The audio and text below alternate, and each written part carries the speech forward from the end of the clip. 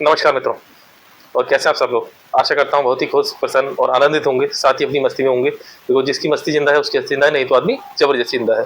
और इस वक्त हुआ है 7:12 और मैं आप लोगों के समझ प्रस्तुत हूँ पुनः एक छोटी सी जानकारी के साथ। मित्रों, शेख हसीना बांग्लादेश की प्रधानमंत्री उत्तर प्रदेश के गाजियाबाद के इंडियन एयरवेज में लगभग एक हफ्ते से ज्यादा का वक्त हो चुका है उसे स्टे करे हुए।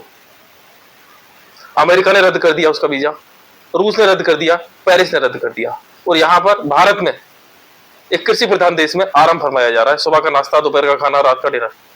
उसकी बेटी बांग्लादेश में रहकर मोदी जी के ऊपर गलत कमेंट पास करती है, बोलती है कि उनके घर में स्विमिंग पूल है क्या।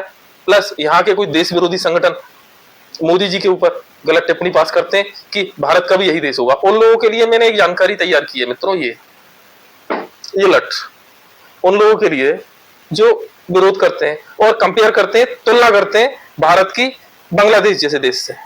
पहली जानकारी, भारत कोई धर्मशाला नहीं है मित्रों। आपको बता दूं, ये जानकारी शेख हसीना के लिए भी है। भारत कोई धर्मशाला नहीं है कि जो भी कोई आएगा, किसी चीन में अगर कोई समस्या हो तो भारत में शरण ले लेते हैं, पाकिस्तान में कोई समस्या हो भारत में शरण, बांग्लादेश में कोई समस्या हो भारत कोई धर्मशाला नहीं है कि जिसका मुंह उठा अपने देश में गलत कांड करते हैं, गलत काम करते हैं, आगजनी, लूटपाट, महिलाओं के साथ रेप, गलत कार्य वहां पर किए जाते हैं। उसके बाद जब वहां पर आगजनी होती है, लूटपाट की घटनाएं होती हैं, तो भारत की तरफ रुख कर लिया जाता है। क्यों? भारत कोई धर्मशाला या कोई होटल तो है नहीं कि यहाँ पर कोई भी आकर शरण ले सकता है इजीली। वो जानते हैं कि हम लोग दयालु हैं, हिंदू है, सनातनी है, सारी बातें ठीक है अपनी जगह, परंतु ये जानकारी मेरी समझ में नहीं आई मित्रों कि भारत में आने के बाद एक बात मुझे बताइए आप, नॉर्मल सी, इतने छोटे छोटे तो घर हैं भारत के अंदर, छोटे भी हैं, बड़े भी हैं, सभी तरीके के हैं।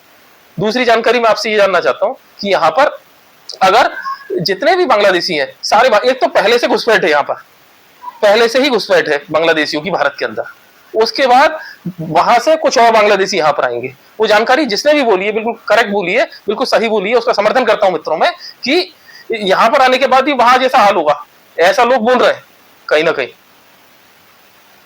पहले वहां पर मारकाट हुई, उसके बाद प्रयास किया जाएगा यहाँ पर भारत में ये चीजें दंगे भड़काने का।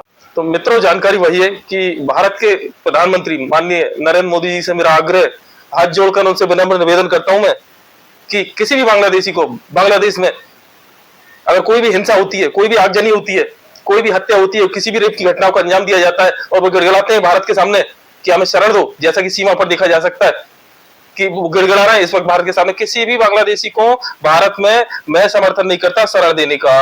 भारत के प्रधानमंत्री माननीय नरेंद्र मोदी जी से हाथ जोड़कर विनती करता हूं, आग्रह करता हूं मैं कि किसी भी बांग्लादेशी को भारत में शरण देने की आवश्यकता नहीं है। जिन्होंने वहां पर कायरता का परिचय दिया, तो ये भारत कायरों का देश नहीं है। आपकी जानकारी के लिए बता दूं मैं, या कायर नहीं रहते, ये वीर सपूतों का देश है, महाराणा प्रताप का देश है, वीर सपूतों की धरती है, किसानों की धरती है।